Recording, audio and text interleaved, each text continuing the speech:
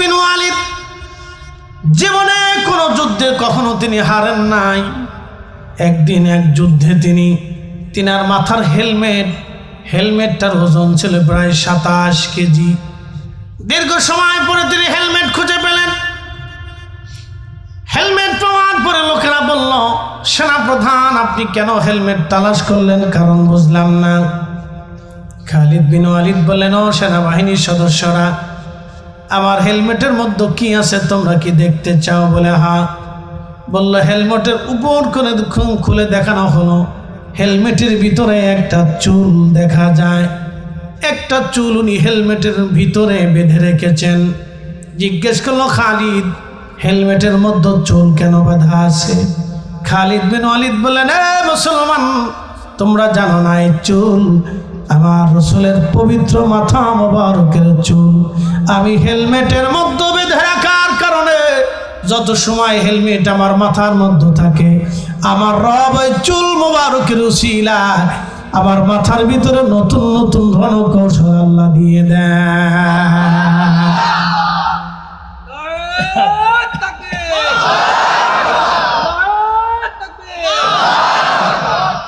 তেলের গাড়ি তেলে চলে,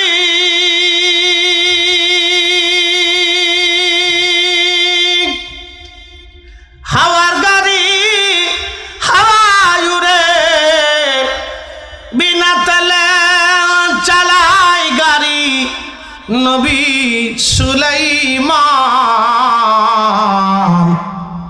আমরা সেই মুসলমান। প্রিয় উপস্থিতি, মনোযোগ দিবেন। সাইয়েদনা হযরত ওমর রাদিয়াল্লাহু আনহু বসে আছেন মসজিদে নববীতে। বসে থাকা অবস্থায় লোকেরা একটা যুবককে ধরে নিয়ে আসছে। হযরত ওমর জিজ্ঞেস করেন, লোকেরা যুবকটাকে কেন ধরে আনছো? লোকেরা বলল, আমিরুল মুমিনিন, এই যুবকটা আমাদের বাবাকে হত্যা করেছে, মার্ডার মামলার আসামি, ধরে নিয়ে আসছি। আল্লাহর আইন অনুযায়ী, কোরআনের ফয়সালা অনুযায়ী আপনি আইন করে দেন, বিধান দিয়ে দেন। হাতে কি একবারে 100% পিওর আর শিওর দিয়ে পৃথিবীতে 4 জন রাষ্ট্র পরিচালনা করছে, এরপর আর কেউ পারে নাই। আবু বকর, ওমর, উসমান, আলী, এরপরে আর কারো নসিবে জুটে নাই। আর পৃথিবীর শেষে একজন আসবে, তিনি ইমাম মাহদি। বাবার নাম আব্দুল্লাহ, ওনার নাম হবে মুহাম্মদ। রাসূলুল্লাহ সহিহ বুখারীর কিতাবুল ফিতানের ভিতরে, আমি যেইভাবে পৃথিবীতে ইনসাফ প্রতিষ্ঠিত করেছি, আমার মাহদি সারা পৃথিবীতে সেইভাবে ইনসাফ প্রতিষ্ঠিত করবে। একসাথে বলেন আল্লাহু আকবার। না না, জোরে বলেন আল্লাহু আকবার। রাজনীতির অর্থই হচ্ছে ইনসাফ প্রতিষ্ঠিত করা। কথা বলেন ঠিক না বেঠিক? যে করতে পারবে সে সাকসেস, সে মানুষের হৃদয়ে বহুদিন বেঁচে থাকবে। আজকে ওমর কি দুনিয়াতে আছে? কিন্তু ওমর আজকে আমাদের হৃদয়ের মধ্যে বেঁচে আছে। কথা ঠিক আছে না ভাই? আমাদের সবার হৃদয়ে হযরত ওমর বেঁচে আছে। প্রিয় উপস্থিতি, সাইয়েদনা হযরত ওমর রাদিয়াল্লাহু আনহু তিনি লোকদেরকে বললেন, যুবকটাকে নিয়ে আসো আমার সামনে। জিজ্ঞেস করলেন, যুবক তুমি কি তাদের বাবা বৃদ্ধ মানুষটাকে হত্যা করে ফেলেছ? যুবক বলল, হ্যাঁ আমিরুল মুমিনিন, আমিরুল মুমিনিন, আমি তাকে হত্যা করেছি। কেন হত্যা করলা যুবক, কারণ কি? বলে, হুজুর আমার একটা উট ছিল, উটের একটা সুন্দর বাচ্চা ছিল। আপনারা দেখবেন ছাগলের ছোট বাচ্চাটাকে মালিক বড় আদর করে, গরুর একটা বাচ্চা হলে ঘুগরি গলার মধ্য দিয়ে দেয়। ওই ঘুগরি বাঁধার পরে বাচ্চাটা দৌড়াদৌড়ি করে মালিকের খুব ভালো লাগে, ঠিক আছে না? বিড়ালের বাচ্চা হলে মালিক খুব আদর করে বিড়ালটাকে খাওয়ায়, কোলের মধ্যে নেয়। ছোট ছোট বাচ্চা কাচ্চা এগুলি দেখতে খুব সুন্দর দেখা যায়। তো ছেলেটা বলতেছে, হুজুর উটের একটা ছোট্ট বাচ্চা আমার খুব আদরের, এই বাচ্চাটা দৌড়ায় তার খেজুর বাগানে যাওয়ার কারণে সে একটা পাথর মানে আমার উটের বাচ্চার চোখ বের করে দিয়েছে। আমাদের দেশে এই ছাগল নিয়ে, বকরি নিয়ে, মুরগি নিয়ে, এগুলি নিয়ে বিরাট যুদ্ধ লাগে, ঠিক আছে না ভাই? যুদ্ধ কিন্তু 1.5 ফাঁকি জমি নিয়ে না, 1 ইঞ্চি জমি নিয়ে যুদ্ধ, কিন্তু 50 লক্ষ কোটি টাকা নিয়ে না, 50 টিয়া নিয়ে। পরে গ্রাম শুদ্ধে মারামারি করে তারা নিজের একজন আরেকজনে ফিডায়, আরেকজন আরেকজনে ফিডায়, কি লেগে ফিডায় নিজেরও কইতারে না। এ তো মারামারি আমাদের দেশে, মানব জাতি। আচ্ছা বলেন তো, কুত্তায় কুত্তায় মারামারি করছে, জীবনে কোনদিন মার্ডার হতে দেখছেন? বিড়ালে বিড়ালে এত খামচা মারামারি করলো, জীবনে মার্ডার হতে দেখছেন? মুরগাই মুরগাই মারামারি ঠুকরা ঠুকরি, জীবনে কোনোদিন মার্ডার হতে দেখছেন? কখনো মার্ডার হতে দেখবেন না। কিন্তু একমাত্র মানব জাতি নিজেরা মারামারি করলে এক মানব আর এক মানবকে হত্যা করে। কথা কোন ঠিক কিনা? এই জন্য মানুষকে মানুষের মতো হতে হবে। মানুষকে কি হতে হবে? মানুষের মতো হতে হবে। আপনি মুসলমানের হিসাব পরে আসেন, মুসলমান অনেক ঊর্ধ্বের কথা, মুসলিম অনেক ঊর্ধ্বের কথা, মুসলিম অনেক ঊর্ধ্বের কথা। যে বেটা হোটেলে মরা মুরগি চালাই দিয়ে লাভের জন্য মানুষের মরা মুরগি খায়, ও মুসলমান তো পরে হিসাব করেন ও মানুষ হয়েছে কিনা আগে চিন্তা করে। যেই লোক তার নিজের বোনের জমি বুঝাই দেয় না, মুসলমানের হিসাব পরে করেন ও মানুষ হয়েছে কিনা আগে দেখে। যেই চাচা তার এতিম ভাতিদার সম্পদ বুঝাই দেয় না, ও মুসলমানের হিসাব পরে করে নাকি মানুষ হয়েছে কিনা বুঝে। কি কষ্ট হইতেছে আপনাদের? উচিত কথায় মহাই বেজার, গরম বাতে বিলাই বেজার। এগুলো শোনার দরকার। বাপ, আমরা সবাই গোরস্থানে চলে যাব, কথা ঠিক আছে না? এখানে চলে যাব তো যেতেই হবে। তো এটা নিয়ে পাড়াপাড়ি করে কি লাভ আছে? এটা একটা ভালো গুণ, কথা ঠিক আছে না? আল্লাহর কোরআনে বলতেছে, ইন্নামাল মুমিনুনা আল্লাযীনা ইযা যুকিরাল্লাহু ওয়াজিলাত কুলুবুহুম ওয়াজিলাত কুলুবুহুম। কিছু সময় বসা যাবে ইনশাআল্লাহ, কথাগুলি শোনা জরুরি। আল্লাহ বললেন, হাবিব উম্মতকে বলে দেন উম্মতকে, নিশ্চয় তারাই মুমিন হবে যাদের অন্তরে আল্লাহর স্মরণ আসার সঙ্গে সঙ্গে অন্তরটা আল্লাহর ভয়ে থরথর থরথর করে কাঁপতে থাকে। তারা মুমিন মুমিন মুমিন। এরপরে আল্লাহ বললেন, ওয়াইদা তুলিয়াত আলাইহিম আয়াতুহু যাদাতুহুম ঈমানা।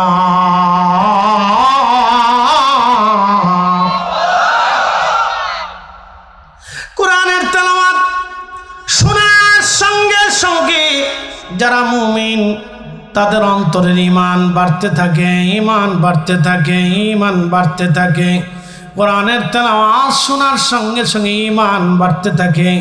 খাদিমুর রাসূল হযরত আনাস সারা রাত্র কোরআন শরীফ পড়ে তিনি এক পড়া কোরআন বাকি রাখতেন। খাদিমুর রাসূল পৃথিবীতে এই লোক আর কারো নসিবে হবে না, এই লোক আর কোনোদিন জন্ম হবে না। খাদিমুর রাসূল হযরত আনাস 10 বছর রসুলের কদমের খেদমত করেছেন একটানা। নবীর চরিত্রের হুবহু তিনি এমন ছিলেন। সারা রাত্র কোরআন শরীফ পড়তেন, ফজরের নামাজ পড়ে বাড়িতে যাইতেন, 1 পারা অথবা 2 পারা রেখে দিতেন। ওনার 100-র মতো আল্লাহ সন্তান দিয়েছিলেন, অনেক সম্পদ আল্লাহ দিয়েছিলেন তাকে। সব সন্তান নিয়ে খাদিমুর রাসূল ফজরের নামাজের পরে বাকি পড়াগুলি তেলাওয়াত করে সন্তানদেরকে সবাইকে নিয়ে জামাতের সাথে দোয়া করতেন। দোয়া যখন করতেন, করা শেষ, তখন খাদিমুর রাসূল বলতেন, সন্তানরা, আমি আমার মাসুক নবীর জবান থেকে শুনছি, কোরআন খতম দেওয়ার পরে আল্লাহ রাব্বুল আলামিন যেই দোয়া করা হয় সেই দোয়া আল্লাহর আসমানের সাথে সাথে কবুল হয়ে যায়। এখন ফতোয়া দিয়ে তো কোরআন খতম বন্ধ করে দিচ্ছে, তো লাভ হয়েছে কার? শয়তানের লাভ হয়েছে। মুসলমানের ঘরে কোরআনের তেলাওয়াত হবে না তো হিন্দুর ঘরে হবে? মুসলমানের বাড়ি কোরআন খতম হবে না তো খ্রিস্টানের বাড়ি হবে? কি কথা কর না কেন? মুসলমানের ঘরে কোরআনের তেলাওয়াত হবে। এই জন্য আমি মনে করি প্রত্যেক মুসলমানের ঘরে ঘরে কোরআন খতম হোক। কি কথা কর না কেন? আবার এক হুজুরে ফতোয়া দিচ্ছে কোরআন বুঝে না পড়লে কোনো সওয়াব নাই। তোমার কইছে কেটা এটা? হ্যাঁ, ফাজিল কোথাকা। আল্লাহ রসুল বললেন কোরআনের এক হরফে 10 নাকি, বুঝে ফেললেও 10, না বুঝে ফেললেও 10, মুখস্থ করলেও 10, দেখে বললেও 10। একসাথে বলবেন আল্লাহু আকবার। এখন রসুলের চাইতে বড় বড় ফতোয়া যখন আইছে তখন বুঝতে হবে এখানে শয়তানের কারসাজি আছে। মেডিনা জাজিল কোরআন খতম বন্ধ করাই দিয়ে আপনি সুদ বন্ধ করাইতে পারছেন? হ্যাঁ, ঘুষ বন্ধ করাইতে পারছেন? জেনা বন্ধ করাইতে পারছেন? বেহাপনা বন্ধ করাইতে পারছেন? হ্যাঁ, ওই যে ঢাকাতে কনসার্ট হলো, কনসার্ট, পাকিস্তানে শিল্পী এসে, আমি জীবনে তার কোনোদিন গান শুনিনি। সর্বনাশ, দুনিয়ার মানুষ বলে তার লাগে পাগল। হারি সর্বনাশ, কত লক্ষ টাকা দিছে, কি দিছে না দিছে আমি জানি না, সেটা যার যার দেয় দিক। কিন্তু আমার আফসোস হলো গান শুনতে আসার পরে ঢাকা স্টেডিয়ামে হাজার হাজার হাজার হাজার যুবতী নারী হাফ প্যান্ট পরে, জিন্সের প্যান্ট পরিয়ে, এই টি শার্ট গায়ে দিয়ে আর গেঞ্জি গায়ে দিয়ে, ক্যাপ মাথায় দিয়ে হাজার হাজার যুবতী নারী, পুরুষ আর পুরুষ, লেডা আর লেডি, টোনা আর টনি, অন্ডিস আর জন্ডিস একসাথে এসে যে বেহাপনা করলো, এটাই হচ্ছে কিয়ামতের আলামত। কথা বলেন না কেন? তো কোরআন খতম বন্ধ করে দিয়ে তো আমরা এটা বন্ধ করতে পারি নাই। আল্লাহ আমাদেরকে, আলেমদেরকে কোরআন খতম বন্ধ করার জন্য দুনিয়াতে পাঠায় নাই। আল্লাহ আলেমদেরকে পাঠিয়েছে দুনিয়া থেকে বেহাপনা বন্ধ করার জন্য, জানা বন্ধ করার জন্য, অন্যায় বন্ধ করার জন্য, সুদ বন্ধ করার জন্য, ঘুষ বন্ধ করার জন্য, দুর্নীতি বন্ধ করার জন্য, অন্যায় বিচার বন্ধ করার জন্য, ন্যায়ইনসাফ প্রতিষ্ঠিত করার জন্য। আমরা আল্লাহ পাঠাইছি এক কাজে, আমরা করি আর এক কাজ। প্রিয় বন্ধু আমার, কোরআন খতমের পরে যে দোয়া হয়, খাদেম রাসূল হযরত আনাস বললেন, সন্তানরা আমার, রসুল বলেছেন এই দোয়া আল্লাহর দরবারে দ্রুত গতিতে কবুল হয়ে যায়। সেই জন্য আমি তোমাদেরকে নিয়ে ফজরের পরে কোরআন খতম করে তোমাদেরকে নিয়ে দোয়া করি। বন্ধু, একা একা নামাজ পড়ার চাইতে জমাতে নামাজ পড়া ভালো, একা একা জিকির করার চাইতে জমাতে করা ভালো। এই জন্য হজ একা একা হয় না, জমাতেই হজ হয়। নামাজ একা একা হয় না, জমাতে নামাজ হয়। তারাবি জমাতে হয়, ঈদুল ফিতর জমাতে হয়। মাহফিল একা একা হয় না, জমাতের সাথে মাহফিল হয়। এত কাজ জমাতে হলো, ফতোয়া হলো না। খালি দোয়া জমাতে করতে গেলে ফতোয়া বেদাত। কি কথা কন না কেন? বুঝে ন্যায় অন্যায় বুঝে যাবেন। আমি দলিল দেবো না, দলিল আমার কাছে ভুরি ভুরি আছে। আমার ঘরে 10 লক্ষ টাকার কিতাব আছে, ভুরি ভুরি দলিল আমার কাছে আছে। দলিল দেবো না, আপনাকে বুঝিয়ে যাচ্ছি। জমাতে নামাজ হলো, জমাতে জিকির হলো, জমাতে হজ হলো, বিশাল বড় ইজতেমা হলো, বিশাল বড় ময়দান হলো, ইসলামী মহাসম্মেলন হলো, জমাতে জিকির হলো, সব জমাতে হয়। কোরআন তেলাওয়াত খতমটা, কোরআন শরীফ হাফেজরা জমাতে লাইন ধরে কোরআন তেলাওয়াত করে মুখস্থ করতেছে হাফেজরা। হাদিস জমাতে সাথে পড়া হয়, ক্লাসে পড়া হলো। খালি দুয়ার বেলায় বেদাতের হতো। কেন ভাই? কারণটা এগুলি বন্ধ করে তো আমরা সুদ বন্ধ করতে পারি নাই। পারছি ভাই? হারিনি তো। তাই বন্ধ করে লাভ হইল কি? যদি দোয়া বন্ধ করার কারণে বেহাপনা বন্ধ হইতো তাহলে বুঝতাম যে হ্যাঁ, একদিক দিয়ে বন্ধ হয়েছে, আর একদিক দিয়ে লাভ হয়েছে, 50-50। তো একটা বন্ধ হওয়ার পরে আর একটা তো বন্ধ করতে পারি নাই, তার মানে বোঝা গেল আমি দোনোটাই লস করছি। কথা ঠিক আছে না ভাই? 50 এখানেও লস, 50 এখানেও লস। অতএব একটা লাভ থাকো, আর একটা লস চলতেছে, কিন্তু লাভ তো একটা থাকো। এই জন্য কোরআনের তেলাওয়াত, ওয়া ইযা তুলিয়াত আলাইহিম আয়াতুহু যাদাতুহুম ঈমানা। হযরত ওমর তার ভাই এবং ভগ্নিপতিকে, বোন এবং ভগ্নিপতিকে পিটাইতে গেছে, তো শুনতে যেছে কোরআন তেলাওয়াতের আওয়াজ হযরত ওমরের কানে লাগলো। লাগার সাথে শুধু কান পর্যন্ত যায়নি, দিল পর্যন্ত গেছে। মায়ের দৌড় দেওয়ার পরে, কে তোরা কি পড়তেছিলি? কোরআন পড়তেছিলি, কার একটু শোনা। ভালোই তো লাগে, শোনার পরে আরো একটু দিল নরম হয়ে গেল। একসাথে বলবেন আল্লাহু আকবার। এই জন্য আমি মনে করি কোনো বেহায়া পোলা যদি থাকে, বেহায়া নারী যদি থাকে, তাহলে ওদের বসায় কোরআন তেলাওয়াত করা উচিত। কথা খারাপ কইছি ভাই? ওদের বসায় কি করা উচিত? কোরআন তেলাওয়াত করেছিস। যেটা আপনার এই কি বলে নেশা করেছে, ওদের বসায় বসায় কোরআন তেলাওয়াত করা উচিত। ওরে কোরআন তেলাওয়াত শোনানো উচিত। ওদের সামনে বসাইয়া বলবেন যে হাফেজ সাহেবরে বলবেন ইমাম সাহেব একটু সরে সরে সুন্দর করে লাহানে ওর একটু কোরআন তেলাওয়াত শোনা, দেখবেন দিল পরিবর্তন হয়ে গেছে। যেন খালি ফতোয়া দিয়ে হয় না বাবা, বুঝে সুঝে কাজ করতে হয়। ইসলামের এমন কিছু বিষয় আছে যেগুলি বন্ধ করে দিয়ে আমাদের কোনো উপকার হয় নাই, আমাদের ক্ষতি হয়ে গেছে, অনেক বড় ক্ষতি হয়েছে। প্রিয় উপস্থিতি, মনোযোগ দিয়ে শুনে যাবেন। সাইয়্যিদুনা হযরত ওমর রাদিয়াল্লাহু তাআলা আনহু তিনি যুবককে বললেন, যুবক কেন মারলা? বলে হুজুর উটের চোখ বের করে দিয়েছে, সেই জন্য আমি তাকে পাথর মেরেছিলাম। আমি জানি না বৃদ্ধ মারা যাবে, কিন্তু পাথরের আঘাতে বৃদ্ধ মারা গিয়েছে আমিরুল মুমিনিন, আমি ইচ্ছা করে হত্যা করি নাই, ভুলবশত হয়ে গেছে।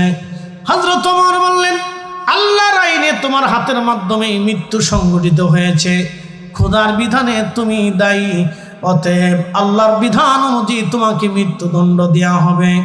যুবক বলল, আমিরুল মুমিনিন আল্লাহর আইনটাকে আমি মাথা পেতে মেনে নিলাম, মৃত্যুদণ্ড গ্রহণ করলাম, কিন্তু হুজুর আমাকে 3টা দিন জামিন দেন, জামিন দেন। হযরত ওমর বললেন, যুবক জামিন দিয়ে কি করবা? বলে হুজুর আমার বাড়ি, আমার একটা ছোট্ট ভাই আছে, আমার বাবা মারা যাওয়ার সময় কিছু সোনা দানা টাকা পয়সা আমার ভাইয়ের জন্য আমার কাছে জমা দিয়ে গিয়েছিল, ওই টাকা পয়সাগুলি আমি একটা ছোট্ট সিন্ধুকে করে মাটির নিচে পুঁতে রেখেছি, আমি ছাড়া আল্লাহ ছাড়া আর কেউ জানে না। এখন আপনি যদি আমাকে মৃত্যুদণ্ড দেন তাহলে ওই ভাইয়ের হক নষ্ট হয়ে যাবে, আমার এতিম ভাইটা হক পাবে না। আমিরুল মুমিনিন 3টা দিন আমাকে জামিন দেন, আমি আবার ফিরে আসবো। একসাথে আল্লাহু আকবার। আর আমাদের দেশে ভাইরা 1 ইঞ্চি জমিনে কিলিকিলি করে উড়ে মারামারি করতেছে, বাপরে বাপ। সারা বছর ঘুমাইলে একসাথে মারামারি লাগে না, বিয়ে করার পরে মারামারি লাগে কে ভাই? এখন এই ওয়াজ করলে তো আগের বছর বিরোধী আমার বিরুদ্ধে আন্দোলন করবো, আই হুজুরের দাওয়াত দিয়ে আসেন। কি কথা কল কে ভাই ভাই, সারা বছর মিল, তো বিয়ে হওয়ার পরে অমিল হইল কে? খালি চাবি মারে, মারাত্মক চাবি দেয়, বাপরে বাপ, কান কোন ভারী করে ফেলে, দেখবার শরীর উত্তপ্ত করে ফেলে, মাথাটা গরম করে ফেলা, হিট করে ফেলা। প্রিয় উপস্থিতি, দুঃখজনক কথা এগুলি। 3 ভাই বাবার সম্পদ পাবে, ওরা 3 জনে এক জায়গায় বসবে, কতটুকু কোন জায়গায় জায়গা আছে ভাগ্য করে নিজেরা বুঝে সুঝে নিয়ে যাবে। এর ভিতরে বেরিয়ে আঙ্গুল দেখা, তুমি কি বলদ নাকি? বলদের লোকে বিয়ে বুঝছি, বালা জমিটা দেখছো না, তুই বড়টা দিয়ে দিল। কি কথা কর না কেন? দিছে না সেটাইয়া এই গেল সেইটা পাম্পটি হোক, কথা তো ঠিক কইছে। এই জন্য জমি জমা ভাগ বাটোয়ারার সময় নিজেরা ওই বউগার কাছে রাখবেন না, এটা 100 মাইল দূরে হটাবেন, প্রয়োজনে বাপের বাদ দিয়ে দিবেন, যাবে। কি কথা কর না কেন? এদের কাছে রাখবেন না। 3 ভাই বইবেন, সুন্দর করে মিলমিশ করে ভাগযোগ করে দিয়ে দেবেন, শেষ। মেম্বার লাগবে না, চেয়ারম্যান লাগবে না, আদালত লাগবে না, পুলিশ লাগবে না, কাউকে লাগবে না, একসাথে বসে ভাগযোগ করে নিয়ে দেবেন। 1 ভাই বোন আছে 2 জন, সুন্দর করে ভাই বোন বসে এক জায়গায় বসে সুন্দর করে ভাগযোগ করে বুঝে সুঝে নিয়ে যাবেন, শেষ হয়ে গেল না। 3য় পক্ষ রাখবেন না। 3য় পক্ষ বুঝছেন আপনারা, বাড়ি গেলে রান্না বান্না খাওয়াবো কিনা আল্লাহ জানে। 3য় পক্ষ রাখবেন না, কেমন যে বাদ যাও গে, বাপের বাদ যে ঘুরে ঘিরে আসো, তোমার চিন্তা করতে হতো না, আমার বাহের জমিন আমরা বুঝতাম। কি কথা আছে না? ঠিক না?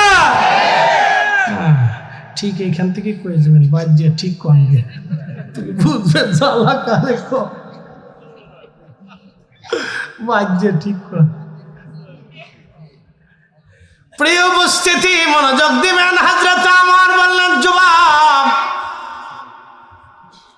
তুমি যে জামিন নিবা, কিন্তু তোমার জিম্মাদারি কি হবে বলো?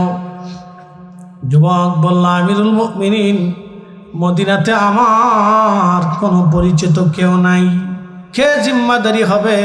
হযরত ওমর বললেন, দেখো সাহাবীদের মধ্যে কেউ জিম্মাদারি নেয় কিনা?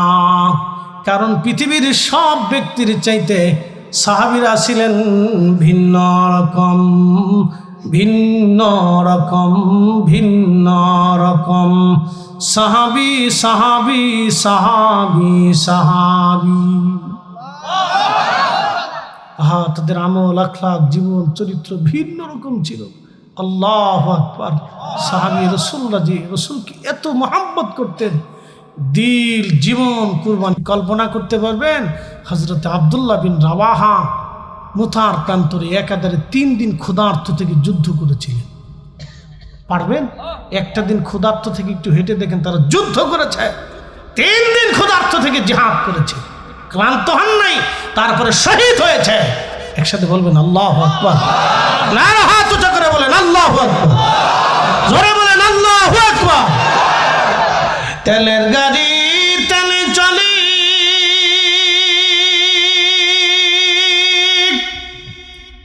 হাওয়ার গাড়ি হাওয়ায় উড়ে, বিনা তেলে চালাই গাড়ি নবী সুলাইমান। আমরা সেই মুসলমান। হযরত ওমর বললেন, দেখো কোন সাহাবী রাসূল পাও কিনা। যুবকটা তাকায়, কোন সাহাবী রাজি হয় না, কিন্তু একজন সাহাবী রাজি হয়ে গেলেন। তার নাম হযরত আবু যর গিফারি রাদিয়াল্লাহু আনহু। সাহাবীদের মধ্যে তিনি জাহিদ সাহাবী ছিলেন। জাহিদ আরবি শব্দ, এর অর্থ হলো দুনিয়া বিরাগী। যারা দুনিয়াকে লাথি মেরে শুধু আল্লাহর জন্য নিজেকে নিবেদিত করতেন, তাদেরকে জাহিদ বলা হয়। এটাকে আরবিতে বলা হয় মুজাহাদা। পৃথিবীর বহু ওলি মুজাহাদা করে ঘুমিয়ে গেছেন। শাহজালাল ইয়ামানি মুজাহাদা করেছেন, হযরতে খাজা মাইনুদ্দিন চিশতি আজমেরি মুজাহাদা করেছেন, বাকি বিল্লাহ মুজাহাদা করেছেন, মুজাদ্দিদ আল ফিসানি সিরহিন্দি ফারুকি মুজাহাদা করেছেন, হযরত উসমান হারুনি মুজাহাদা করেছেন, বাইজিদ বোস্তামি মুজাহাদা করেছেন, ইমাম আজম আবু হানিফা মুজাহাদা করেছেন, ইমাম শাফিঈ মুজাহাদা করেছেন। যার কারণে জায়নামাজ বিছায়া নদীর উপরে তারা নামাজ পড়েছেন। ইমাম মালিক মুজাহাদা করেছেন 80 বার না 100 বার আমার রাসূলের সাথে স্বপ্নে কথা হয়েছে। ইমাম আহমদ ইবনে হাম্বল মুজাহাদা করেছেন 1 বার 2 বার না 80 বার আমার নবীর সঙ্গে স্বপ্নে কথা হয়েছে। একবার জোরে বলা যাবে আল্লাহু আকবার। ইমাম বুখারী মুজাহাদা করেছে। ইমাম বুখারী ইন্তেকালের 16 বছর পর্যন্ত উজবেকিস্তানের বুখারায় ওনার মাজার থেকে 16 বছর পর্যন্ত সুবহান আসতো। কেন আসতে কোন কেন জোরে বলেন। ইমাম হাজার আসকালানি ফাতহুল বারি শরহে বুখারীর মুকদ্দমাতে লিখছেন, হাফেজুল না, খুব ভালো করে শুনবেন, 16 বছর পর্যন্ত ওনার কবর থেকে বেহেশতের ঘ্রাণ এসেছে। কেন? শুধু রাসূলের হাদিসের খেদমতের জন্য, নবীর হাদিসের খেদমতের জন্য। যদি একজন ইমামের এই মর্যাদা হয়, তাহলে রাসূলের মর্যাদা কত? একসাথে বলবেন আল্লাহু আকবার।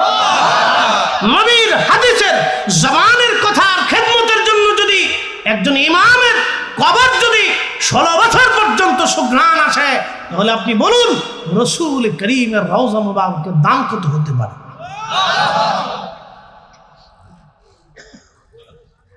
প্রিয় উপস্থিতি, এইভাবে বিশ্ববিখ্যাত আউলিয়া ইকরাম তারা মুজাহাদা করেছেন। উলামা ইকরাম মুজাহাদা করতেন। তা আবু যর গিফারি রাদিয়াল্লাহু আনহু একজন জাহিদ সাহাবী ছিলেন। দুনিয়ার সব থেকে বিরাগী হয়ে নির্জনে নিবৃত্তি ইবাদত করতেন। সাহাবীরা এসে বললেন, ইয়া রাসূলুল্লাহ, হযরত আবু যর গিফারি একা একা থাকতে চায়। আল্লাহর নবী জবাব দিলেন, তাকে একা থাকতে দাও। সে একা থাকবে, একা মারা যাবে, কিন্তু তার জানাজাতে বহু মানুষ অংশগ্রহণ করবে। একবার জয় বলেন আল্লাহু আকবার। আবু যর গিফারি নবীর ইন্তেকালের পরে বহু দূরে মরুদ্যানে মরুভূমির মধ্যে চলে গেলেন। সঙ্গী হয়ে গেলেন শুধু ওনার স্ত্রী। ও নারী সমাজ, ভালো করে শুনে যান, স্বামীর আনুগত্য কেমনে করতে হয়। আবু যর গিফারী রাদিয়াল্লাহু আনহুর স্ত্রী থেকে বুঝে যান। স্বামী স্ত্রী দুইজন নিবৃত্তে চলে গেলেন, নির্জনে একাকী বসবাস করতে লাগলেন, আল্লাহর ইবাদতে কাটান, খেয়ে না খেয়ে দিন চলে যায়। ওনার একটা মাত্র জুব্বা ছিল, আর কিছুই ছিল না। এন্তেকালের সময় ঘনিয়ে গেল, স্ত্রী বসে বসে কাঁদে, স্বামী গো, সারাটা জীবন আপনার সঙ্গ দিলাম, বিদায় হয়ে চলে যাবেন আমাকে রেখে একা, নির্জনে নিবৃত্তে আমরা দুইজন আল্লাহর ইবাদতে কাটিয়েছি। আপনি আমার স্বামী, আমি আপনার স্ত্রী, দুইজন দুইজনের পোশাক ছিলাম। স্বামী গো, এখন যদি আপনি মারা যান, আপনার জানাজা কে পড়াবে, আপনার কবরস্থ কে করবে, আপনার কাফনের কাপড় আমি কি দিয়ে দিব, কারণ আপনার একটা জুব্বা ছাড়া আর কিছুই নাই। সাহাবী, জোরে বলেন কি? একসাথে বলেন কি? এই কোরআনে আল্লাহ তাদের মর্যাদা সম্পর্কে বললেন, এ আমার উম্মত আমিনু, আমার বান্দা আমিনু, ঈমান আনো, কামা আমানাস সুফাহা, আমার কামা আমানান নাস, আমার নবীর সাহাবীরা যেইভাবে ঈমান আনছে তোমরা সেইভাবে ঈমান আনো। ক্বালু আনুমিনু কামা আমানাস সুফাহা, সেই দিন নির্বোধরা বলল, আমরা কি নির্বোধদের মতো ঈমান আনবো? আল্লাহ কোরআনে জানিয়ে দিলেন, আলা ইন্নাহুম হুমুস সুফাহা, সাবধান হে আমার রাসূল, আপনার সাহাবীদেরকে যারা নির্বোধ বলে গালি দিচ্ছে তারাই নির্বোধ, তারাই নির্বোধ, আমার রাসূলের সাহাবীরা নির্বোধ না। আল্লাহ বলে দিলেন, হাবিব আপনি উম্মতকে জানান, আপনি রাসূলের সাহাবীরা যেইভাবে ঈমান আনছে আপনার উম্মত যেন সেইভাবে ঈমান আনে। একসাথে বলবেন আল্লাহু আকবার। সাহাবী, যদি বলেন কি? সাহাবী। অ্যাটেনশন, উঠেন কে? এই যে মুরব্বী, আচ্ছা একে যান, দুয়ে যান না কিন্তু, না বেশি শীত পড়তেছে তো একাইতেই পারে, কিছু করার নেই, এমনি আয়া পড়ে, পানি না খেলেও আয়া পড়ে, যেমনি ঠান্ডা, বাপরে বাপ, আল্লাহ ঠান্ডা দিয়ে খুশি, আমরা পাইয়া খুশি। একসাথে বলেন আল্লাহু আকবার। মাঝে মধ্যে একটু চিল্লা ফিল্লা দিয়ে শরীরটাকে গরম রাখতে হবে, এতে ফেরা গরম রাখার দরকার। তখন মনোযোগ দেন। হযরতে আবু যর গিফারী রাদিয়াল্লাহু আনহু স্ত্রীকে বললেন, বিবি রে, তুমি চিন্তা করো না, আমার রাসূল আমাকে একটা কথা বলে দিয়েছে, আমরা থাকবো একা, মারা যাবো একা, কিন্তু বহু মানুষ আমার জানাজাতে আসবে। বিবি, পৃথিবীর আকাশ ভাঙবে, সাগর শুকাবে, আর পৃথিবী পুড়ে যাবে, আমার রাসূল যাহা বলেছে এটাই হবে। একসাথে বলুন আল্লাহু আকবার। কারি কোরআন তেলাওয়াতের পরে দুইটা শব্দ উচ্চারণ করে, এক নম্বর বলেন সাদাকাল্লাহুল মাওলানাল আযীম, আল্লাহ সত্য কথা বলেছে। এরপর আবার কারি বলে ওয়া সাদাকা রাসূলুহুন নাবিয়্যুল হাবিবুল কারীম, আমার রাসূল সত্য কথা বলেছে। একসাথে বলুন মারহাবা। আল্লাহ সত্যবাদী। কে সত্যবাদী?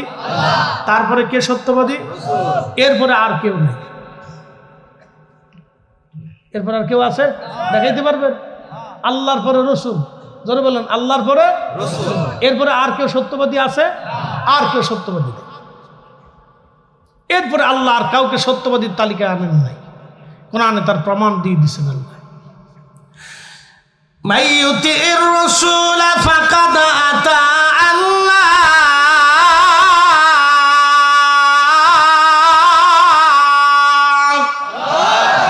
নবী মানলে আল্লাহ মানা হয়। নবী মানলে কাকে মানা হয়? আল্লাহ।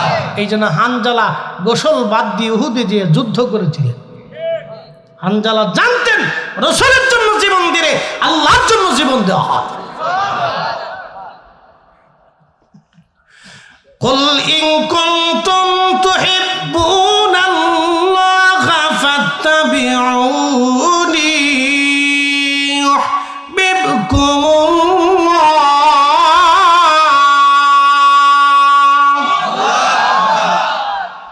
কোরআন ভালো লাগে? হুজুর আপনি বলে দেন, কেউ যদি চূড়ান্তভাবে আমি আল্লাহকে ভালোবাসতে চায়, চূড়ান্তভাবে আমি আল্লাহকে ভালোবাসতে চাই, চূড়ান্তভাবে, ভোগীযোগীতে চলবে না, চূড়ান্তভাবে কেউ যদি আমি আল্লাহকে ভালোবাসতে চায়, নবী বলে দেন ফাত্তাবিউনি, সেজন্য আপনি নবী মেনে নেয়, আপনি নবীকে চূড়ান্তভাবে তার জীবনে যদি মেনে নেয়, তাহলে আমি আল্লাহকে ভালোবাসা হয়ে যাবে। আর আপনি নবী মানলে আমি আল্লাহ, ইউহিব্বুকুমুল্লাহ, আমি আল্লাহ থেকে চূড়ান্তভাবে ভালোবাসব। চিৎকার মেরে বলেন আল্লাহু আকবার।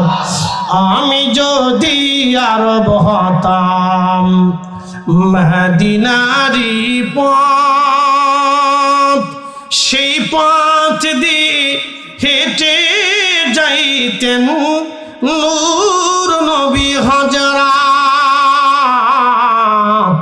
নূর নবী হাজারাত। এ পাবনার মুসলমান, কোন থানা এটা? ঈশ্বরদী। ঈশ্বরদীবাসী, আমি মনে হয় এদিকে আর কখনো আসিনি, তাই না? আইসি? এর আগে কখনো ওয়াজ এদিকে আসিনি, না এদিকে আসা হয় নাই। ঈশ্বরদী মনে পড়ে না, এদিকে গেছি এসি, কিন্তু মাহফিল আসে শুধু। তো যাই হোক, আল্লাহ দয়া করে আনছে। যেখানে আল্লাহ বরাদ্দ রাখে সেখানে তো যেতেই হবে, কিছু করার নেই।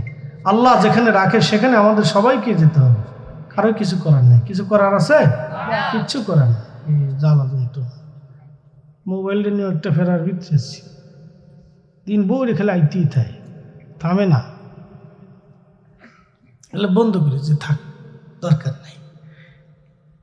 কালকে 2টা পর্ব করবো, তারপরের দিন 3টে। খালি আপনাদের এদিকে আইলি আর হয় না। হ্যাঁ, আর ঢাকার থেকে একবারে চট্টগ্রাম পর্যন্ত, সিলেট 2 লেনে রাস্তা দিয়ে হেঁটে যাবেন, দোকানদারকে যে হরিদি হুজুরে চিনেন, সব চিনে। একবারে কক্সবাজার হোটেলে যাবেন, যে হুজুরে চিনেন, ও তাও চিনে। এদিকে আমার পোড়াঞ্চল, একটা পর একটা হাতা শত শত মাহফিল করি, 2টে 3টে 4টে 5টাও হয়। ফজরে পর্যন্ত মোনাজাত দিই, কে হুজুর ফজরই আয়, তো যাই দেখি হাজার হাজার মানুষ বই রইছে। কে হুজুর বালা লাগে, তো বালা লাগলে কি করার আছে, বাইটে বুটে খান, কি করবে। একসাথে বলি না আল্লাহু আকবার, চলবে? ফজর জোরে বলেন, ফজর বলেন ইনশাআল্লাহ। থাকা লাগবে না, নেকি হয়ে গেছে, তোর বাইক চলে যা, থাকা লাগবে না, নেকি হয়ে গেছে। বলে হুজুর নেকি কেমনে পাইলাম? আপনি মুসা আলাইহিস সালামের উম্মত হলে 1 সেকেন্ডও বেশি পাইতেন না, যত টাইম থাকবেন তত টাইম। শুধু এই নবীর উম্মত হওয়ার কারণে আপনি বসে থাকা লাগবে না, নিয়ত করছেন, সারা রাত্র লেখা হয়ে গেছে। রাসূলের দুরূদ শরীফ পড়ে ঘুমাইতে থাকবে।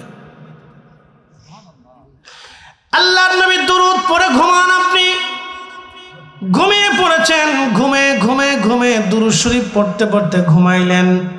সারা রাত্র আপনি ঘুমাবেন, কিন্তু ফেরেশতা ঘুমাবে না। কিরামান কাতিবিনা ইয়ালামুনা মা তাফআলুন।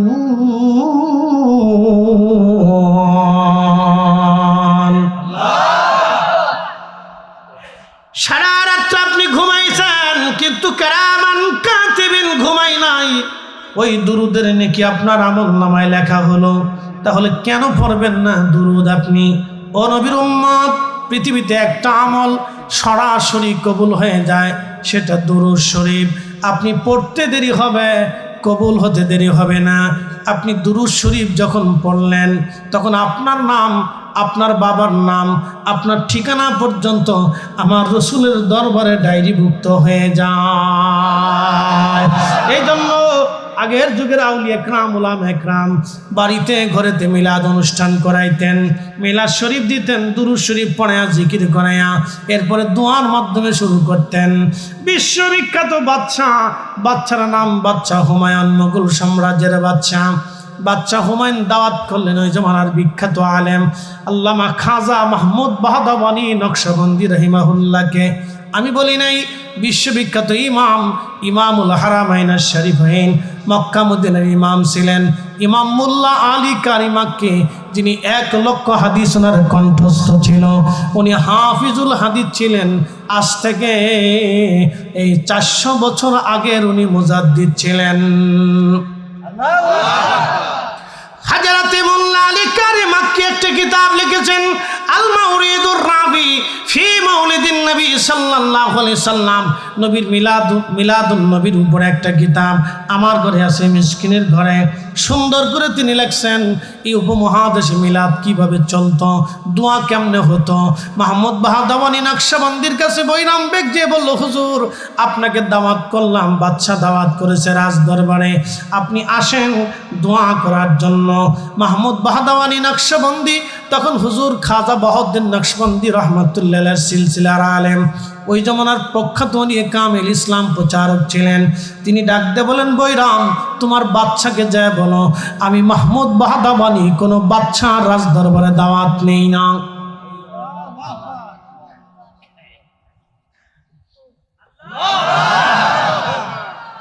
এই মশালায় যাব না, এখানে মশালা গেলে বিপদ না। উনি বলতেছে আমি কোনো বাচ্চার রাজ দরবারে দাওয়াত নেই না। কেন নেই না? কারণ আছে। আগের যুগে রাজা বাচ্চারা জালিম ছিল, গরিবের হক লুণ্ঠন করে খাইত, রক্ত চুষে খেত। কথা কর না কেন? রক্ত চুষে খাইত। মাহমুদ বাহাদানি বলে, বৈরাম রাজা বাচ্চার দরবারে ভাত খেয়ে কি আমার ইলমুল কাল নষ্ট করবা? যাও, আমি কোনো রাজা বাচ্চার দরবারে দাওয়াত নেই, তোমার বাচ্চাকে যাব। তো বৈরাম এসে বলতেছে, বাচ্চা হুজুরের দাওয়াত নেই না। বলে কেন? সে রাজা বাদশার দরবারে দাওয়াত নেই না। এটা ওনাদের মুজাহাদা। আগের যুগের আলেমরা বড় পাক্কা আলেম ছিল বাবা। এর সারা গ্রাম 3-4 গ্রাম মিলে একটা মসজিদ ছিল, মসজিদের ইমাম সাহেব মুন্সি সাহেব কইত। কথা ঠিক আছে না বাপ? পানির মধ্যে ফু দিলে পানি ওষুধ হয়ে গেছে। আর মুন্সি খুব কড়া মুন্সি ছিল, বেডি বেপর্দা যেই বাড়ি চলতো ওই বাড়ি খাবার খাইত না। কি কথা কন না কেন? মুন্সি খুব কড়া মুন্সি ছিল, যে বাড়ি মহিলা বেপর্দা চলতো ওই বাড়ি মুন্সি খাবার খেত না। মসজিদে সালিশ ডেকে বসতো, বেপর্দায় চলছে কে? হ্যাঁ, এগুলো বুঝে যাওয়ার দরকার। আগের দিনের মুসলমান এখনকার দিনের মুসলমান বাবা এক না, একরকম নাই। তো যাই হোক, মাহমুদ বাহাদাওয়ানি নকশবন্দি দাওয়াত ফিরিয়ে দিলেন। না, আমি রাজা বাচ্চা। আমি লিখতেছেন ইমাম মোল্লা আলী কারি আল মাউরিদের মধ্যে লিখতেছে, বিশ্বের প্রখ্যাত একজন ইমাম, বুঝছেন? ইমামুল হারামাইন। হারামাইন বুঝছেন? মক্কা মদিনার একসাথে ইমামতি করতেন। মদিনাতে গেলে মদিনার ইমাম ছিলেন, মক্কায় থাকলে মক্কার ইমাম ছিলেন। ওনার জমানাতে ওনার দস্তগত ছাড়া মক্কা মদিনায় কোনো মুহাদ্দিসের খেতাব পাইত না। এত বড় আলেম ছিল উনি জমানার। একসাথে বলবেন আল্লাহু আকবার। এত বড় আলেম, এত বড় আলেম ছিল। তো মোল্লা আলী কারি মাক্কি রহিমাহুল্লাহ লিখতেছেন, মাহমুদ বাহাদাওয়ানি নকশবন্দি রহিমাহুল্লাহ, দেখেন সেই ভারতের সময়কার সেই তথ্য ওনার কাছে, সেই আরবে বসে বসে তথ্য লিখতেছে। তো বলতেছেন যে বৈরাম, বাদশা হুমায়ুন বললেন যে বৈরাম, তাহলে হুজুরে তো আমার দরবারে দাওয়াত করা একটু দোয়ার দরকার। জীবনে তো অন্যায় অপরাধ বহু করছি, খুন খারাপি, মানুষ হত্যা, লুণ্ঠন, সাদাবাজি, কত কিছুই তো করছি। তো হুজুর আইনে একটু দোয়া করানোর দরকার। তো কী করলে হুজুর আইব? তো বৈরাম আবার গেছে, যা বলতেছে, হুজুর আপনি কি করলে যাবেন? বাদশাহ খুব অনুনয় বিনয় করতেছে। দেখেন এত বড় বাদশাহ, ইচ্ছা করলে হুজুরে অ্যারেস্ট করে নিয়ে আসতে পারতেন। তখনকার দিনে রাজা বাদশারা আলেমদেরকে কিভাবে শ্রদ্ধা করত। একসাথে বলবেন আল্লাহু আকবার। কয়েকদিন আগে ফাইতেন, এত ধমক দিছে। কথা কর না কথা। আমি একদিন, আল্লাহ মাফ করুক, মমতাজের বিরুদ্ধে ওয়াজ করছিলাম মানিকগঞ্জের সিঙ্গারে দিয়ে। পরের দিনে পুলিশ আমার বাড়ি চলে এসেছে। আমি বাসায় ঘুমাই দিয়েছি, আমার স্ত্রী আমার কি বাবা কি হয়েছে? বাড়ির থেকে ফোন দিছে, তোমার বাড়ি পুলিশ, তুমি বলে জঙ্গি। আল্লাহর কসম করে বলতেছি, কোরআন শরীফ আমার হাতে। আমি জঙ্গি মানে সারা বছর জঙ্গিবাদের বিরুদ্ধে ওয়াজ করি, জঙ্গি হয়ে গেলাম কারণটা কি? পরে চেয়ারম্যান সাহেব যে দলেরই হোক উনি আমাদের এলাকার আমার খুব শ্রদ্ধা করত। তো ফোন দিয়ে বলতেছে, ভাই কি ওয়াজ করছিলেন কালকে? কেন? মানিকগঞ্জে ওয়াজ করছিলেন? হ্যাঁ। কি ওয়াজ করছিলেন? মমতাজের বিরুদ্ধে কিছু কইছি। হাই হাই তার কই বুঝেন না সিস্টেমটা ভাবা না। তাই বললাম যে তা কি হয়েছে? আপনি তো জঙ্গি হয়ে গেছেন গা। তাই বললাম তাহলে এখন কি করবো? থানায় আসবো? অ্যারেস্ট হবো নি? না না, আমি বাচ্চা থাকতে চিন্তার কারণ নাই, ব্যবস্থা করতেছি। যা করেন করেন গে, মাল টুস টুস দেওয়ার টাইম আমার নাই। কত বড় নিকৃষ্ট! আমি সেই দিন গা শিহরে উঠছে, সর্বনাশ! এইভাবে মিথ্যা দিয়ে বহু আলেমকে কষ্ট দেওয়া হয়েছে। কথা কর না কেন? তো প্রিয় উপস্থিতি, খুব মনোযোগ দিন। মাহমুদ বাহাদামানি নকশবন্দি রাহিমাহুল্লাহ, আল্লাহু আকবার, বলতেছে তোমার বাচ্চাকে যা বলো যদি রাজ দরবারে মিলাদের অনুষ্ঠান করে আমি রসুলের ইজ্জতের কারণে যাব, বাচ্চার কারণে যাব না। জোরে জোরে জোরে জোরে জোরে জোরে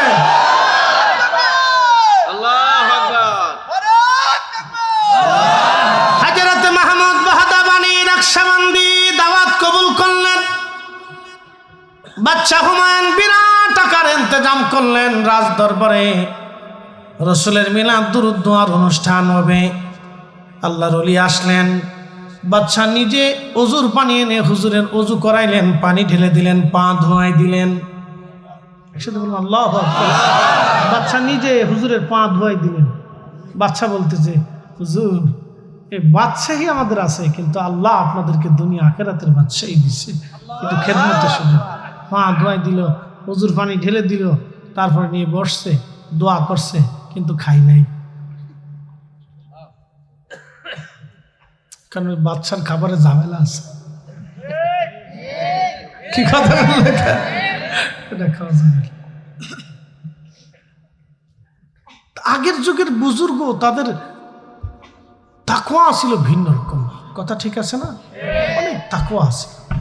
আমরা এটা পারি না, আমাদের দ্বারা সম্ভব হয় না। আল্লাহ যেন কবুল করে, সকলে বলে না আমিন।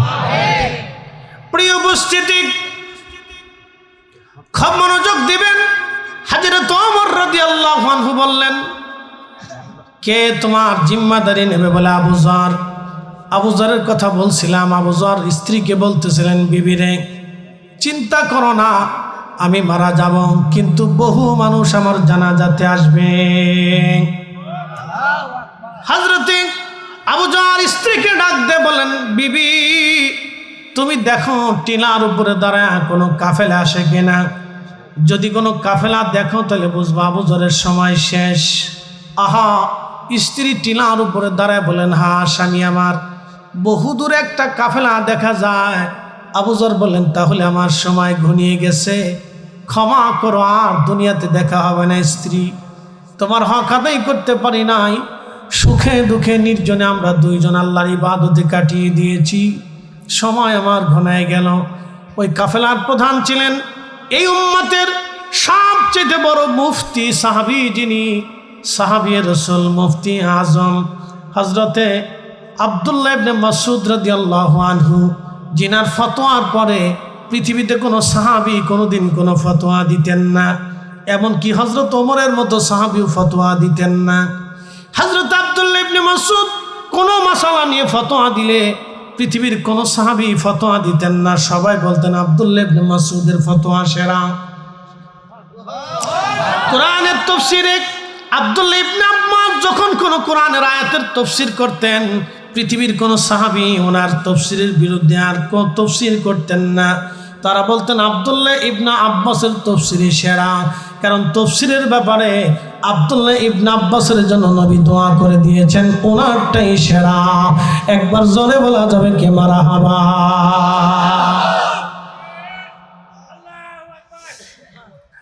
খুব মনোযোগ দিয়ে শুনে যাবেন। ঈশ্বর দিবাসী হযরত আবু যর বললেন, বিবি ক্ষমা করো। তিনি ইন্তেকাল করলেন। ইবনে মাসউদ তিনি চলে আসলেন কাফেলা নিয়ে।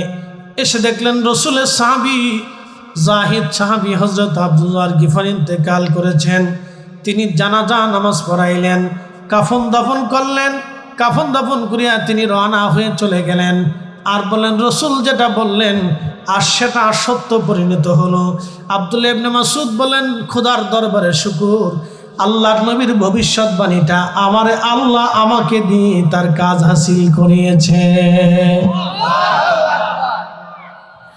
বন্ধু আমার, সে আবু যর গিফারি জাহেদ সাহাবী ছিলেন, খুব নরম দিলওয়ালা। যারা বড় আল্লাহ বলা হয় তাদের দিল সবসময় নরম হয়, তাদের দিল সব থাকে, তারা উত্তম দিলের অধিকারী হয়। কারণ দিল পরিচ্ছন্ন না হলে আল্লাহওয়ালা হওয়া যায় না। দিল ফ্রেশ হতে হয়, ওই দিলে হিংসা থাকবে না, রিয়া থাকবে না, কামনা বাসনা আশা আকাঙ্ক্ষা যাতনা দুঃখ সুখ সব কিছু আল্লাহর জন্য তারা দিয়ে দেয়। দুঃখ পাইলেও দুঃখ নেয় না বলে আল্লাহ দিছে, সুখ আসলেও সুখ নেয় না বলে আল্লাহ দিয়েছে, অভাব আসলেও নেয় না বলে আল্লাহ দিয়েছে, খাবার আসলেও আল্লাহ দিয়েছে। যা আসে আল্লাহর উপরে তারা নিজেদেরকে সুপর্দ করে দেয়। যখন কোনো বুজুর্গ কোনো ব্যক্তি নিজেকে আল্লাহর কুদরতি কদমে সুপর্দ করে তখন তার ইজ্জত, তার খাবার, তার রিজিক, তার হায়াত, তার দৌলত সব কিছু আমার আল্লাহ নিজের নিয়ন্ত্রণে নিয়ে দায়িত্ব নিয়ে আল্লাহ তাকে অলি বানাইয়া বন্ধু বানাইয়া আল্লাহ রাব্বুল আলামিন তাকে কাছে টেনে নিয়ে যায়। তার দুইটা চোখ আল্লাহর চোখ হয়, তার দুইটা হাত আল্লাহর হাত হয়, তার দুইটা পা আল্লাহর পা হয়, তার দুইটা কান আল্লাহর কান হয়, তার জবানটাও আল্লাহর জবান হয়ে যায়। একবার জোরে বলা যাবে কে মারহাবা।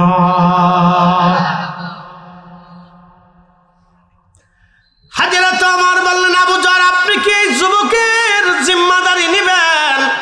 আবু যর গিফারি বললেন হ্যাঁ আমিরুল মুমিনিন, আমি যুবকের জিম্মাদারি নিলাম, আপনি যুবকটাকে ছেড়ে দেন।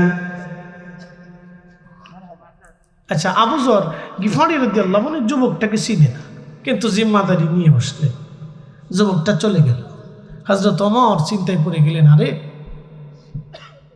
যদি ছেলেটা ফিরে না আসে তাহলে আল্লাহর ফয়সালা অনুযায়ী আবু যর গিফারির উপরে হত্যার দিয়াত বর্তাবে, আবু যরকে হত্যা করা হবে, কারণ সে জিম্মাদারি নিচে। হত্যা আবু যরের উপরে আসবে, আর একটা শুকরা যুবকের জন্য রসুলের এত দামি সাহাবী হত্যা হবে। আর আমি ওমর তো কখনোই আল্লাহর বিধানের বাহিরে চলে যাব না, অবশ্যই এই ফয়সালা আবু যরের উপরেই আমাকে দিতে হবে। একটু চিন্তা করতে পারছেন তারা দিনকে কিভাবে মেনে নিতেন, আইনটাকে, আল্লাহর হুকুমতটাকে তারা নিজেদের জীবনে মাথা পেতে মেনে নিতেন। কথা বলেন ঠিক কিনা? তারা সাহাবী, যারা বলেন তারা কি, তারা মুসলমান ছিল। বাপ, আমরা এই চেষ্টা করি হওয়ার জন্য, চেষ্টা করলে যদ্দূর যাওয়া যায় আর কি, বুঝছেন না? 100% পিওর না হলেও চেষ্টা করে যদ্দূর আগানো যায়। আল্লাহ কবুল করুক, বলে না আমিন। তো খুব মনোযোগ দেন। আবু যর গিফারি রাদিয়াল্লাহু আনহু বললেন, খলিফা যুবক ফিরে আসবে, সময় হওয়ার আগেই চলে আসবে। তো আবু যর গিফারি অ্যাটিটিউডটা খুব শক্ত, বলতেছে হ্যাঁ ফিরে আসবে। তো 3 দিন পর ওমর জিজ্ঞেস করলেন, যুবক 3 দিন সময় দিয়ে কী করবে? বলি আমিরুল মুমিনিন, আমার 1 দিন লাগবে পৌঁছাইতে, আর 1 দিন লাগবে আসতে, মাঝখানে একটা দিন থাকবে, আমি আমার ভাইয়ের সব কিছু বুঝাই দিয়ে তারপরে চলে আসব। আপনি বুঝতেছেন যে ওমরের আদালতে ফিরে আসা মানে নির্ঘাত মৃত্যু। কারণ পৃথিবীর সব আদালত 2 নম্বর হতে পারে, হযরত ওমর, আবু বকর, উসমান, আলী, এই 4 জনের আদালত এবং আল্লাহ রসুলের আদালত কখনো 2 নম্বরই করে নাই। আর কিয়ামতের ময়দানে আল্লাহর আদালতের কোনো ছাড়পত্র হবে না, ডান বাম হবে না। কথা কন না কেন, ঠিক কিনা? আর কিয়ামতের আগে ইমাম মাহাদির আদালতটাও ডান বাম হবে না, বলে দিয়ে গেলাম।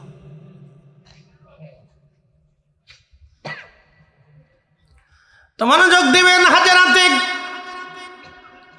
আবু যর গিফারি বলতেছে, আমিরুল মুমিনিন, যুবক আবার ফিরে আসবে আমার মন বলে। 3 দিন পরে আসরের নামাজ পড়ে হযরতে ওমর বসে গেলেন মসজিদে নববীর বারান্দায়। হযরত ওমর বসে আছেন, বিচার হবে আজ। বাদীরা দাঁড়ানো, জিম্মাদারি জামিনদার আবু যর গিফারি দাঁড়ানো, সূর্য লালিমা হয়ে কুসুম আকৃতি হয়ে গেল, কিন্তু যুবক আসে না। সাহাবীরা কেঁদে ফেলে দিয়ে বললেন, হে বাদীরা, তোমরা ক্ষমা করে দাও, তোমরা ক্ষমা না করলে আজকে এই একটা শুকনা যুবকের জন্য নবীর একজন মহান সাহাবী আজ মারা যাবে। কারণ আমরা জানি পৃথিবী উল্টে গেল, হযরত ওমর আল্লাহর আইন থেকে বের হয়ে আসবে না। আপনি চিন্তা করতে পারছেন কিভাবে তারা আল্লাহকে ভয় পাইতে। হযরত ওমর একদিন দাঁড়াইছেন, খুতবা দিতেছে। তো শুনে নেন, খুতবা দেওয়ার সময় এক যুবক দাঁড়ায় বলল, আমিরুল মুমিনিন দাঁড়ান, খুতবা পরে দেন, আগে বলেন এই নতুন জুব্বা কই পাইছি। আপনি একটু চিন্তা করেন তো, সেদিনের ইসলাম, সেদিনের আইন কত চমৎকার ছিল। ইয়া আমিরুল মুমিনিন দাঁড়ান, খুতবা পরে দিবেন, নতুন জুব্বা কোথায় পাইলেন? আমরা জানি আপনার জন্য বাইতুল মাল থেকে একটা কাপড় বরাদ্দ হয়েছে, সেই কাপড়ে আপনার জুব্বা হওয়ার কথা না। এত বড় জুব্বা কই পাইলেন? বাকি কাপড় কোথার থেকে আসছে? এখানে আমাদের আজকে মাননীয় প্রধান অতিথি আছেন, যদি আমাদের দেশে সিস্টেম থাকতো যে প্রত্যেক মাসে বা 6 মাস অন্তর অন্তর প্রত্যেকটা সেকশন বাধ্যতামূলকভাবে নিরপেক্ষ ব্যক্তিদের কাছে তার কাজের হিসাবগুলি বুঝাই দিবে, তাহলে আমাদের দেশে অনেক দুর্নীতি কমে যেত। কথা বল না কেন, ঠিক কিনা? প্রত্যেক সেকশন থেকে তারা নিজ নিজ কাজের হিসাবগুলি পুঙ্খানুপুঙ্খরূপে নিরপেক্ষ তদন্ত কমিটির কাছে দিতে হবে। অথবা মসজিদে দাঁড়াইয়া প্রত্যেক শাসা জেলা থানার মসজিদে দাঁড়াইয়া জুমার দিনে 1000 মানুষের উপস্থিতিতে তারা হিসাব বুঝাই দেবে। তাহলে তো আর কোনো ঝাপটা থাকবে না, কোনো ঝামেলা নাই, যেটা হযরত ওমর করতেন। আল্লাহ, ওমর ছিলেন, আপনি চিন্তা করতে পারছেন খেলাফত কিভাবে চালাইছে। হিমসে চলে গেছে, হিমস আপনাদেরকে বুঝাই। বর্তমান সিরিয়ার রাজধানীর নাম দামেস্ক, দামেস্কের আগে আলেপ্পো, তার আগে হিমস। এই হিমসে হযরত ওমর চলে গেলেন। তো মসজিদে বসে আছেন, সবাইকে ডাক দিলেন জুমার দিনে। তো সবাই জুমার নামাজ আসছে। হযরত ওমর খুতবার আগে বললেন, মুসলমানরা, তোমরা বলো তোমাদের হিমসের যে গভর্নর সাইদ ইবনে আমের, তিনি রাসূলের সাহাবী, তার সম্পর্কে কি তোমাদের অভিযোগ আছে? সবার সামনে লোকেরা বলল, হ্যাঁ আমিরুল মুমিনিন, 3টে অভিযোগ আছে। বলে কি অভিযোগ? বলে 1 নাম্বার, সে সকালবেলা কাজে দেরিতে আসে, জবাব দিতে বলেন। দেরিতে আসে কেন? আমি 4-5 বছর আগে, বেশ অনেক করোনার আগে, তা আমি ওই ইন্ডিয়ান এক্সপোর্ট ইম্পোর্ট লাইসেন্স করতে গেছি, ব্যবসা করব। চিন্তা করলাম যে ওই বা আমাদের ফরিদপুরের এক অফিসে ঢুকছি, তো অনেকটা সিগনেচার লাগে, কি একটা কাগজ যেন আমার পাঠাইছে। তো সিগনেচার 7 দিন পর্যন্ত ঘুরছি, দেয় না। পরে হাতের অ্যাসিস্ট্যান্টে বললাম, কি ব্যাপার, তোমাকে সারে সিগনেচার দেয় না, মাল টুস দেওয়া লাগবে।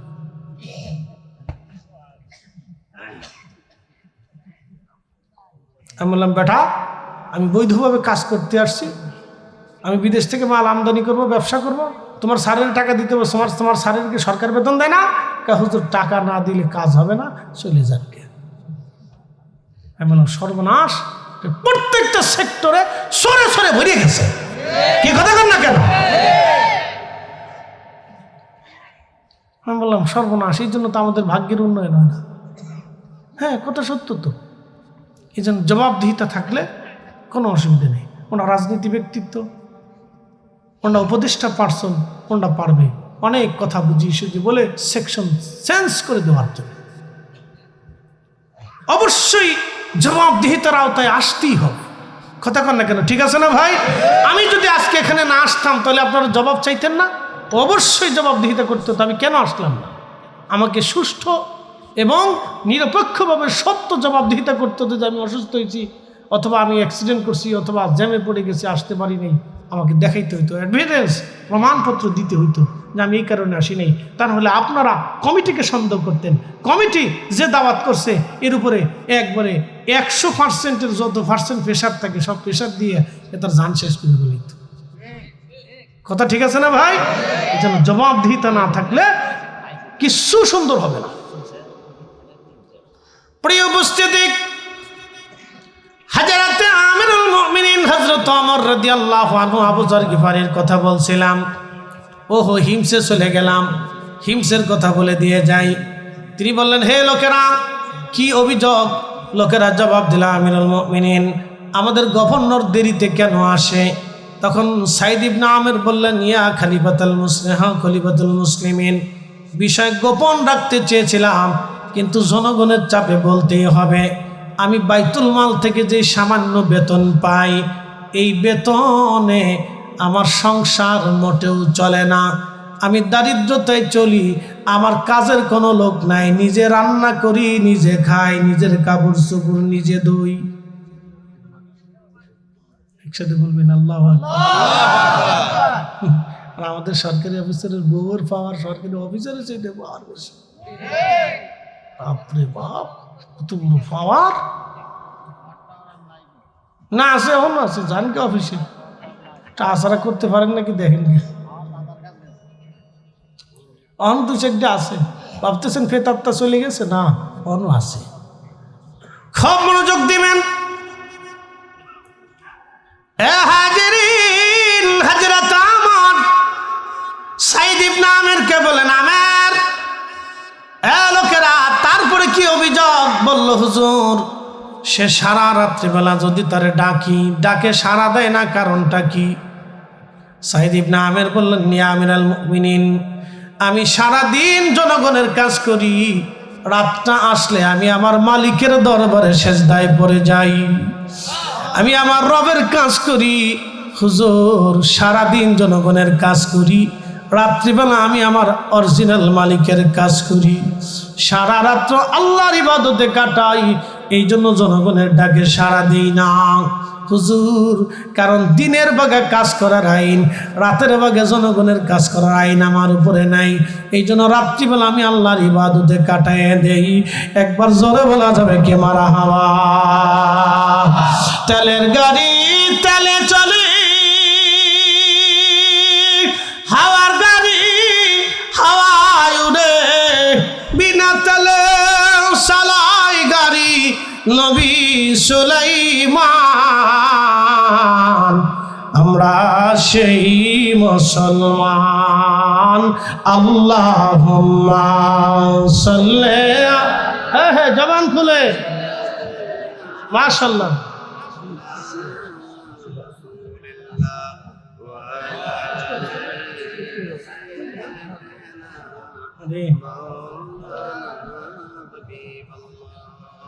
না না, আওয়াজটা দুর্বল মনে হয়। আল্লাহুম্মা সাল্লি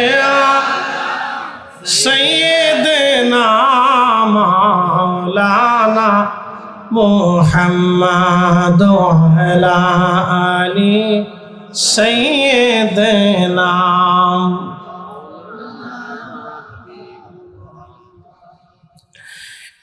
ঈশ্বর দিবাসী হযরত ওমর বললেন, হে হিমসের জনগণ, বলো আর কি কোনো অভিযোগ আসেনি? বলে, হ্যাঁ আমিরুল মুমিনিন, মাসে একটা দিন সে গভর্নর হাউজে আসে না, কারণ বলে দেন।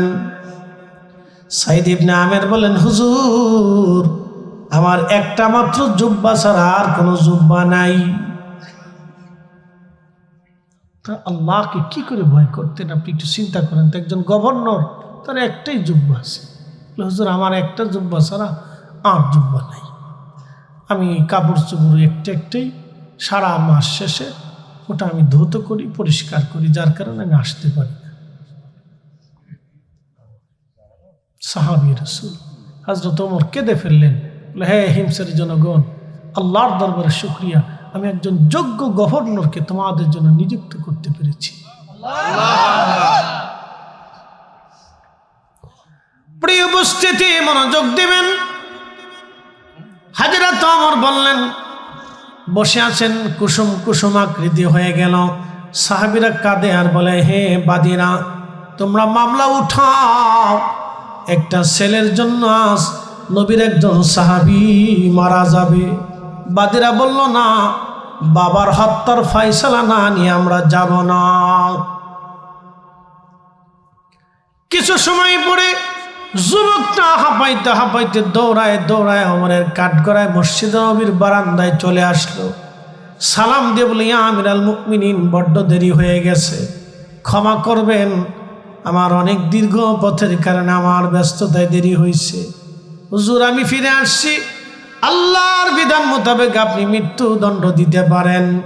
ওগো আবু যর গিফারি, সাহাবী রাসূল, 3টা দিন আপনাকে পেরেশানির মধ্যে রেখেছিলাম। আমি আমার ভাইয়ের হকগুলি মিটাইয়া ভাইয়ের সম্পদ বুঝাই দিয়ে আমি চলে আসছি। হুজুর, ক্ষমা করে দেন। আপনি চিন্তা করতে পারেন, একটা ভাই তার ভাইয়ের হক মিটানোর জন্য মৃত্যুর কাঠগড়া থেকে চলে যে আবার ফিরে চলে আসে। এরা কেমন মুসলমান? এরা মুসলমান, এরা মুসলমান। এই জন্য বলছিলাম, যারা মরা মুরগি চালায় দেয়, খাসির গোশের বদৌলতে যে হোটেল আলা কুত্তার গোশত চালায় দেয়, মুসলমানের হিসাব আপনি পরে আসেন, সে মানুষ হয়েছে কিনা আগে সেটাই দেখেন।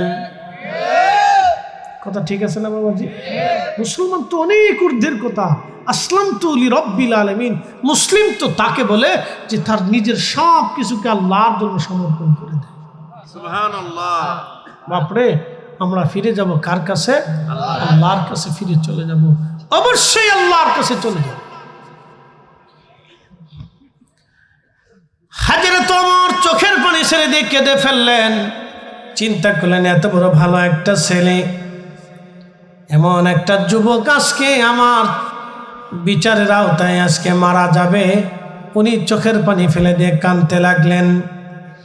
তখনই বাদী যারা ছিল তাদের অন্তরে আল্লাহ মায়া সৃষ্টি করে দিলেন। বাদীরা ডাকতে বলেন, আমিরাল মুমিনিন, আমাদের আর বোঝার বাকি নাই, যেই ছেলেটা তার ভাইয়ের হক মিটানোর জন্য ওমরের আদালত থেকে ফিরে যে আবার মৃত্যুর কাঠগড়ায় ফিরে আসে, আমরা বুঝছি এই যুবকটা আমাদের আব্বাজানকে ইচ্ছা করে মারে নাই, ভুলবশত হয়ে গেছে। হুজুর, বাবা হত্যার মামলা আমরা উড্ড করে নিলাম, এই যুবককে ক্ষমা করে দিলাম। ওমরের আদালত যেন তারে একেবারে বেকসুর খালাস দিয়ে দেয়। বলেন আল্লাহু আকবার। বলেন, সত্যের জয় আছে না নাই? হকের জয় দুনিয়াতে আছে, কবরেও আছে। কথা ঠিক আছে না? হকের জয় দুনিয়াতেও আছে, কবরেও আছে, আসলে আছে, ফুলসেরাতে আছে, হকের জয় আছে। আলহামদুলিল্লাহ, আল্লাহ আমাদেরকে হকের উপরে চলার তৌফিক দিক, বলে না আমিন। কেউ ভাই আবার ফিরে যাবে একদিন কবরে, জীবন চলে যাচ্ছে, 60 বছরের 20 বছর শুধু ঘুমে যায়, বাকি 20 বছর হেলায় হেলায় যায়, বাকি 20 বছর কাজে কর্মে, দুনিয়ার চাপে, সংসার ঝামেলা, স্ত্রী সন্তান সন্ততি, বন্ধু বান্ধব, কত ঝামেলায় চলে যাচ্ছে। সামান্য সময় আমরা আল্লাহর ইবাদত করি। আপনি একটু হিসাব করে দেখেন, আজকে রাত্রে বসে চিন্তা করবেন যে আমি আজকে সারাদিন কতটুকুন করছি, তাহলে বুঝবেন যে না, আমি কিচ্ছু করতে পারিনি। আহা, সামান্য, কলিল, সামান্য। এতটুকু দিয়ে আমরা কি আশা করতে পারি? আমাদের তো কোনো আশাই নেই। চিন্তা করলে আপনি বুঝবেন যে আমাদের জীবনটা হেলায় হেলায় হেলায় হেলায় কিভাবে চলে যাচ্ছে। জিন্দেগি তো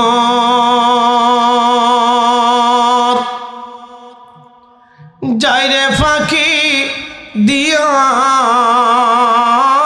রে সোনার আদম, জিন্দেগি তো যাই ফাঁকি দিয়া। ও আদম রে,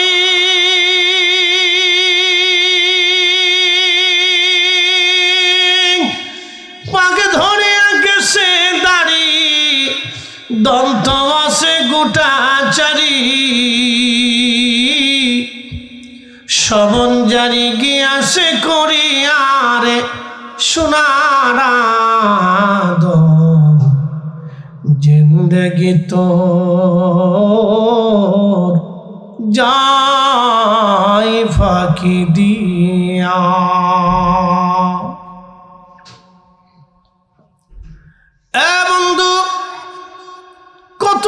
কবরে চলে গেল, আর কোনোদিন তারা ফিরে আসে নাই। এই তো কবর।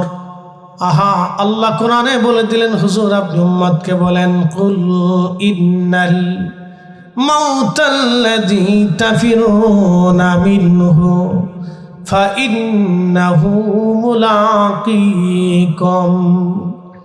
হুজুর উম্মতকে বলুন, মৃত্যু থেকে তারা পালায়, মরণ থেকে তারা পালাইতে পারবে না। হাবিব উম্মতকে জানায় দেন, এই মৃত্যু তার সাথে মোলাকাত করবে। ও মুসলমান, মাহফিল থেকে পালিয়ে গেলেন, কিন্তু মৃত্যু থেকে পালাতে পারবেন না। মসজিদ থেকে পালিয়ে গেলেন, মৃত্যু থেকে পালাতে পারবেন না। আজকের জালসা থেকে লুকাইলেন, মরণ থেকে লুকাইতে পারবেন না। আজকে শীত থেকে পালাবেন, মৃত্যু থেকে পালাতে পারবেন না। মরণ আপনাকে অবশ্যই ডেকে নিয়ে যাবে। বাদশাহ ক্যা ফকির হো সবকো একই ঠিকানা।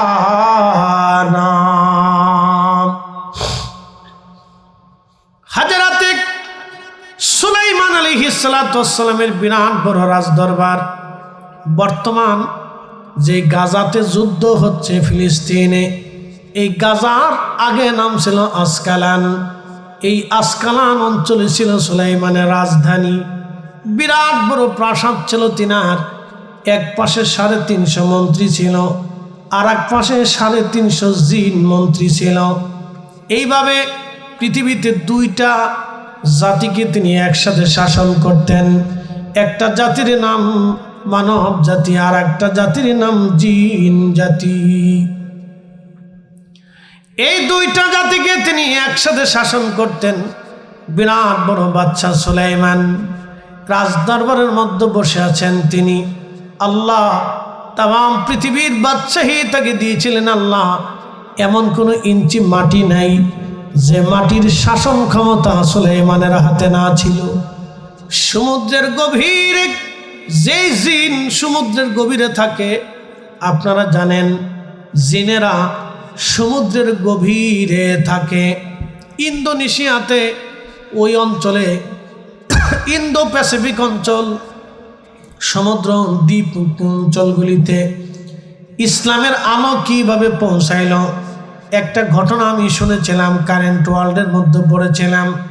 ওই দ্বীপ অঞ্চলগুলিতে প্রত্যেক বছরে ইন্দোনেশিয়াতে একটা সমুদ্র থেকে, বালি দ্বীপের সমুদ্র থেকে একটা বড় জিন দানব উঠে আসতো।